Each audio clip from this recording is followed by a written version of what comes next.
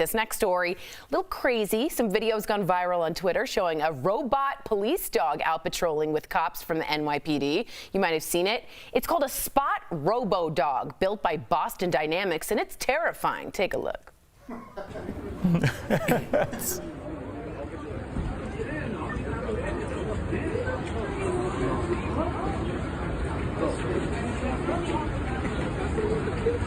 I never seen nothing like this before in my life. Do you see this? Okay, now in case, before we talk about this, you didn't know, these Boston Dynamic dogs are rolling out all over the place. I mean, globally. Here they are in Singapore, and they remind people at the park to practice social distancing. In China, one company has a pack of them programmed to all move in unison, which looks totally terrifying, but they look a little less creepy, maybe, when they're all programmed to dance together. So what do you think of these robo-dogs and the fact that they're already on the job with the NYPD? It reminded you of something, am I right? Yeah, it's, you know, I'm a big fan of Black Mirror.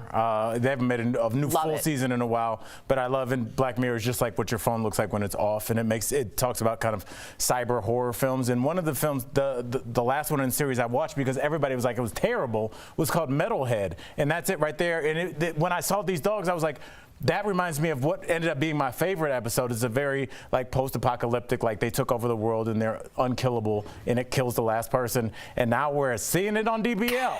So that's great, Jeff. Well, at least it's not in black and white.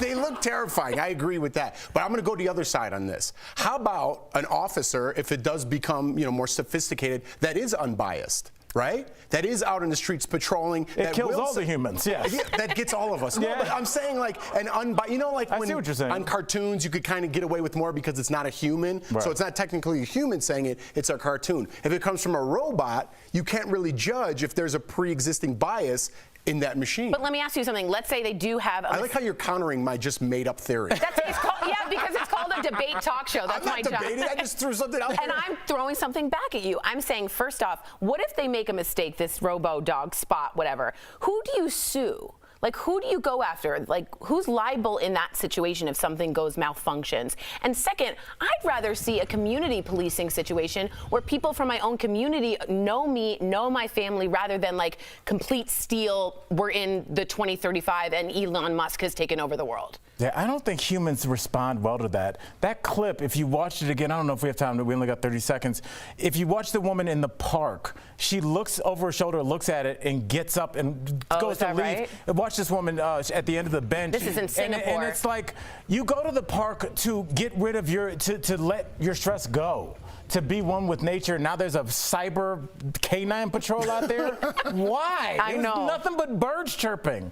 Like, stop terrifying your citizens, you idiots. You heard it. Birds chirping. Thank you, Al. Coming up on DBL.